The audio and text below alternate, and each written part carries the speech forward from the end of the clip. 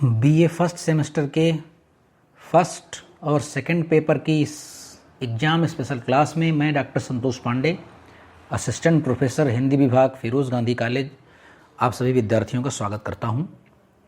आज हम जिस क्वेश्चन को ले रहे हैं वह हिंदी साहित्य का इतिहास के अंतर्गत भी पूछा जा सकता है और जो आपका सेकंड पेपर है भक्तिकालीन या मध्यकालीन काव्य, उसके अंतर्गत भी पूछा जा सकता है।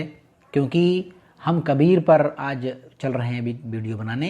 कबीर पर मैंने 3 पार्ट आपको बना दिए हैं, Kabir part 1, Kabir part 2, Kabir part 3। आज आपको ये लास्ट पार्ट मिलेगा कबीर के बारे में, कबीर पार्ट 4। तो हिंदी साहित्य का इतिहास के अंतर्गत भी ये सवाल पूछा जा सकता है और सेकंड पेपर में तो ये पूछा जाना चाहिए ही इस प्रकार के सवाल। तो सबसे पहले तो हम जान लेते हैं कि हमारे मूल सवाल का शीर्षक क्या है। देखिए, हमारा मूल सवाल है कबीर के दार्शनिक विचार। ठीक, अब कबीर के दार्शनिक विचारों को कई तरह से अलग अलग प्रकार से पूछा जा सकता है कि कबीर ने ज्ञान मार्ग की बातें किस प्रकार से की हैं, कबीर ने जीव जगत और माया के बारे में क्या बताया है, कबीर का ब्रह्म कैसा है। ठीक, तो इस प्रकार से ये अलग अलग ढंग से सवाल पूछा जा सकता है। तो चलिए हम प्रारंभ करते हैं। आप डालेंगे हेडिंग कबीर के दार्शनिक विचार, या कबीर के माया संबंधी विचार, या कबीर के जीव संबंधी विचार, कबीर के ब्रह्म संबंधी विचार, कबीर के जगत संबंधी विचार, या कबीर का ज्ञान मार्ग कैसा है, ज्ञान मार्ग की जो बातें की हैं उन्होंने वो किस प्रकार से की हैं। ठीक, या संसार की असारता को किस प्रकार से बताते हैं, या वे कैसे कहते हैं कि आत्मा परमात्मा से अलग नहीं है, दोनों एक ही हैं। इस प्रकार से घूम फिर करके इनके दार्शनिक विचारों को सवाल बनाया जा सकता है। तो हमारा मूल सवाल है कबीर के दार्शनिक विचार, और ये 5 नंबर से लेकर के 5 में पूछा जा सकता है, 10 में पूछ सकते हैं, 15 में पूछ सकते हैं। तो मैं आपको 15 नंबर के हिसाब से लिखवा रहा हूँ। आप उसी प्रकार से इसको छोटा बड़ा कर लेंगे। 10 नंबर में पूछा जाएगा तो एक आधी हेडिंग कम कर देंगे, 5 नंबर में पूछा जाएगा तो 2-3 पैराग्राफ में 1-2 उदाहरण के साथ अपनी बात आप समाप्त करेंगे। ठीक, चलिए लिखते हैं, हेडिंग डालते हैं आप कबीर के दार्शनिक विचार। पहले हम लिखेंगे प्रस्तावना, बीच में हमारा क्वेश्चन रहेगा और अंत में रहेगा हमारा निष्कर्ष। सारे प्रश्न एग्जाम में जो भी सारे प्रश्न आप लिखेंगे उनका सबका स्टाइल लिखने का यही रहेगा। तो हेडिंग डाल लिया होगा आपने कबीर के दार्शनिक विचार। पहले पैरा में लिखेंगे यानी भूमिका या प्रस्तावना के रूप में, कबीर ने अपने दार्शनिक विचारों को अत्यंत सरल तथा सीधी सादी भाषा में हमारे सामने प्रस्तुत किया। यही कारण है कि कबीर के विचारों की ओर शिक्षित भी आकृष्ट हुआ और अशिक्षित भी। कबीर के विचारों की ओर शिक्षित भी आकृष्ट हुआ और अशिक्षित भी। संक्षेप में कबीर के दार्शनिक विचार निम्नलिखित प्रकार से हैं। संक्षेप में कबीर के दार्शनिक विचार निम्नलिखित प्रकार से हैं। अब आप हेडिंग डालेंगे पहली, ब्रह्म। हम ये जानेंगे कि ब्रह्म के बारे में कबीरदास जी का क्या कथन है, ब्रह्म को किस रूप में समझ रहे हैं, किस रूप में जनता के सामने ब्रह्म को वो दिखाना चाहते हैं। ठीक, तो आप लिखेंगे कबीर ने एक ऐसे ब्रह्म की कल्पना की है जो निर्गुण एवं सगुण दोनों से परे है, जो निर्गुण और सगुण दोनों से परे है। डैश करके एक लाइन छोड़ करके इन्वर्टेड कॉमा लगाएंगे, उदाहरण लिखेंगे, निर्गुण सगुण से परे तहां हमारो ध्यान, निर्गुण सगुण से परे तहां हमारो ध्यान। फुल स्टॉप करेंगे, इन्वर्टेड कॉमा क्लोज करेंगे, एक लाइन छोड़ करके लिखेंगे, कबीरदास के ब्रह्म के ना मुख है, कबीरदास के ब्रह्म के पास ना मुख है, ना मस्तक है, ना रूप है ना कुरूप, बल्कि वह फूल की खुशबू, फूल की महक से भी पतला है और अत्यंत सूक्ष्म है। फूल की खुशबू से भी पतला है और अत्यंत सूक्ष्म है।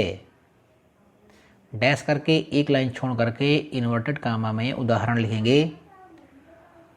जाके मुख माथा नहीं, जाके मुख माथा नहीं, नाही रूप कुरूप, नाही रूप कुरूप।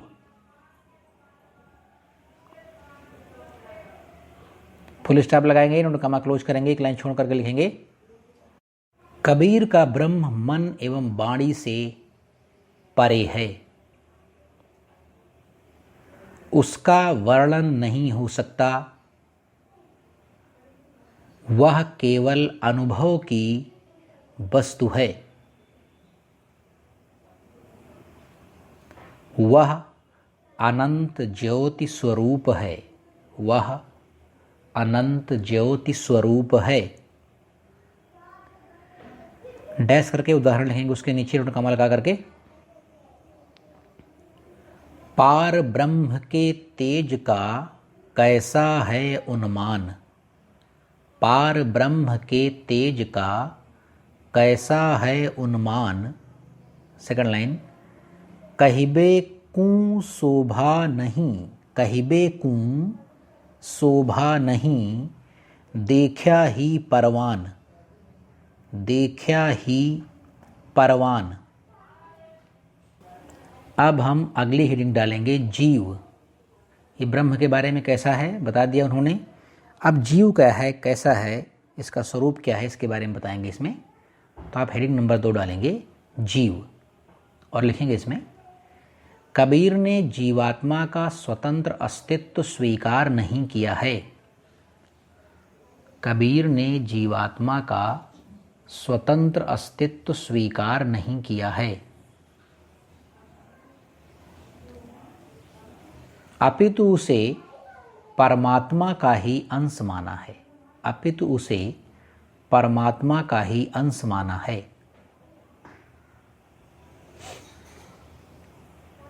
कबीर जीव को राम का अंश मानते हैं, कबीर जीव को राम का अंश मानते हैं। डैश करके उदाहरण लिखेंगे एक, इनवर्टेड कामा के अंदर लिखेंगे, कहें कबीर इहु राम को अंशु, कहें कबीर इहु राम को अंशु। सेकंड लाइन, जस कागद पर मिटे न मनसु, जस कागद पर मिटे न मनसु, यानी ये राम का अंश है, और ये जिस प्रकार कागज के ऊपर से स्याही का चिन्ह नहीं मिटता है, उसी प्रकार ये भी हमेशा नित्य रूप से निर्विकार हमेशा विद्यमान रहता है। फुल स्टॉप लगा करके नोट कॉमा क्लोज करेंगे, एक लाइन छोड़कर लिखेंगे, कबीर का मत है कि केवल माया के चक्कर में पड़कर ही यह जीवात्मा, कबीर का मत है कि केवल माया के वशीभूत होकर यह जीवात्मा इस संसार में या इस भवसागर में जन्म और मृत्यु के चक्कर में जीव को फंसाती रहती है।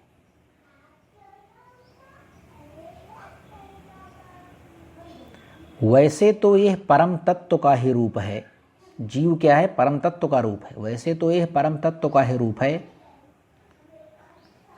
और परमात्मा जीव के अंदर सदैव अद्वैत भाव से विद्यमान रहता है। परमात्मा जो है वो जीव के अंदर हमेशा अद्वैत भाव से विद्यमान रहता है। अद्वैत का मतलब देखने में आपको दो लगेंगे, लेकिन दो नहीं, वो एक हैं। ठीक है। कबीरदास बूंद और समुद्र का उदाहरण देकर यह घोषित करते हैं कि ब्रह्म का साक्षात्कार होने पर बूंद की तरह आत्मा समुद्र रूपी परमात्मा में विलीन हो जाती है। बूंद रूपी आत्मा समुद्र रूपी परमात्मा में जाकर विलीन हो जाती है। डैश करके उदाहरण लिखेंगे, नोटकमा लगा करके, एक लाइन छोड़ करके। हेरत हेरत हे सखी कबीरा रहा हेराए। हेरत हेरत हे सखी कबीरा रहा हेराए। सेकंड लाइन, बूंद समानी समुद्र में सोकत हेरी जाए। बूंद समानी समुद्र में सोकत हेरी जाए, यानी ढूंढते ढूंढते कबीर परेशान हो गया है कि मेरी जीवात्मा कहाँ चली गई। तो कैसे, अब बूंद थी समुद्र में मिल गई, जाकर ढूंढो। तो किसी बूंद को समुद्र से अलग करने पर तो वो बूंद का अस्तित्व रहता है, लेकिन जैसे ही समुद्र में जाती है फिर उसे ढूंढना संभव नहीं है। अब हम लिखेंगे तीसरी हेडिंग, जगत, यानी जो संसार, ये दुनिया धंधा है, ये भवसागर है, कबीर के दृष्टिकोण में ये कैसा है, इस जगत का स्वरूप कैसा है। तो आप हेडिंग डालेंगे जगत। कबीर इस संसार का स्वतंत्र अस्तित्व स्वीकार नहीं करते। कबीर इस संसार का स्वतंत्र अस्तित्व स्वीकार नहीं करते। वे कहते हैं कि केवल और केवल माया के कारण ही यह पूरी दुनिया हमें दृष्टिगोचर होती है। केवल और केवल माया के कारण ही यह पूरी दुनिया हमें दृष्टिगोचर होती है। हालांकि जगत मिथ्या है। हालांकि जगत मिथ्या है। कबीरदास इस संबंध में एक बिंब बनाते हुए कहते हैं कि कबीरदास इस संबंध में एक बिंब बनाते हुए कहते हैं कि जगत एक घड़े के समान है जो ब्रह्म रूपी जल में रखा है, और जैसे ही यह घड़ा फूटता है वैसे ही जगत भी उसी ब्रह्म में लीन हो जाता है। जैसे ही यह घड़ा फूटता है वैसे ही जगत ब्रह्म में लीन हो जाता है। क्या समझा रहे हैं? ये समझा रहे हैं कि देखो ऐसा है, ये जो जगत है, ये दुनिया है, एक घड़ा है। अब घड़ा क्या है? ब्रह्म रूपी जल में घड़ा रखा है। अब जैसे ही घड़ा फूटता है तो जो अंदर का पानी है वो बाहर के पानी में जाकर के मिल जाता है, यानी जो आत्मा है वो परमात्मा में जाकर के मिल जाती है। यानी जो जीव है, यानी जो जीवात्मा है, जो संसार है, ये पूरी दुनिया है, ये जाकर के उसी परमात्मा में, उसी परम अंश में जाकर के मिल जाती है। डैश करेंगे, उदाहरण लिखेंगे, इन्वर्टेड कामा लगा करके उदाहरण लिखेंगे। जल में कुंभ, कुंभ में जल है। जल में कुंभ, कुंभ में जल है, बाहर भीतर पानी। जल में कुंभ, कुंभ में जल है, बाहर भीतर पानी। सेकंड लाइन, फूटा कुंभ जल जल ही समाना। कुंभ फूट गया तो कुंभ के अंदर जो जल था वो ब्रह्म रूपी जल में जाकर के मिल गया। फूटा कुंभ जल जल ही समाना, यह तथ्य कहो ज्ञानी। यह तथ्य कहो ज्ञानी। अब हम अगली हेडिंग लिखेंगे, माया। माया का स्वरूप कैसा है कबीर की निगाह में? चलिए लिखते हैं इसमें। कबीर ने माया को महाठगिनी कहकर पुकारा है।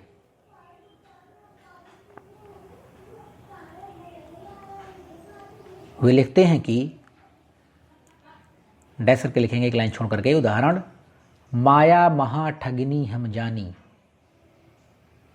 माया महा ठगिनी हम जानी। Full stop inverted comma close करेंगे, एक लाइन छोड़कर लिखेंगे, यह एक ऐसी रहस्यमयी शक्ति है जो इस संपूर्ण चराचर जगत को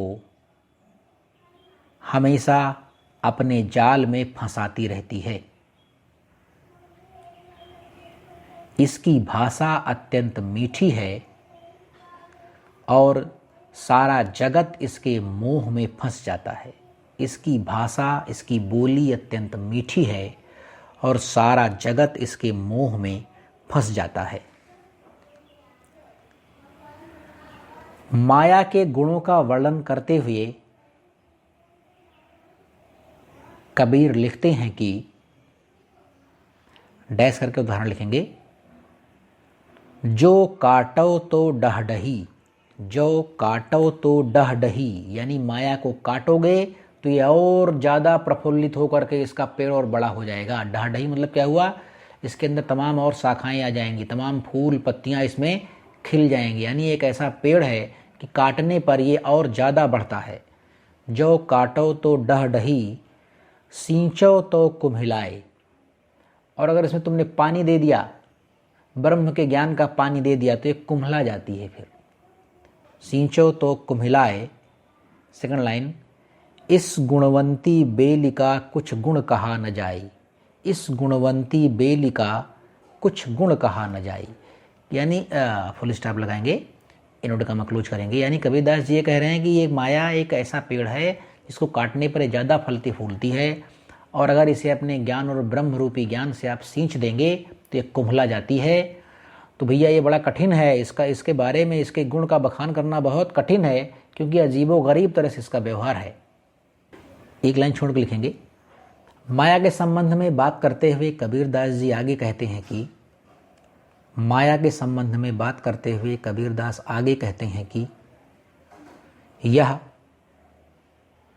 साधक के रास्ते में हजारों प्रकार के विघ्न डालने वाली है। यह साधक के रास्ते में या साधक के मार्ग में हजारों प्रकार के विघ्न डालने वाली है। जब तक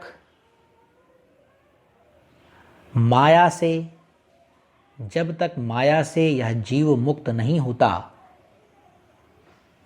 तब तक माया इस मन को भ्रमित किए रहती है, तब तक यह माया मन को भ्रमित किए रहती है। केवल सतगुरु ही ऐसा है जिसकी कृपा से जीवात्मा माया मोह के बंधन से छुटकारा पा सकती है।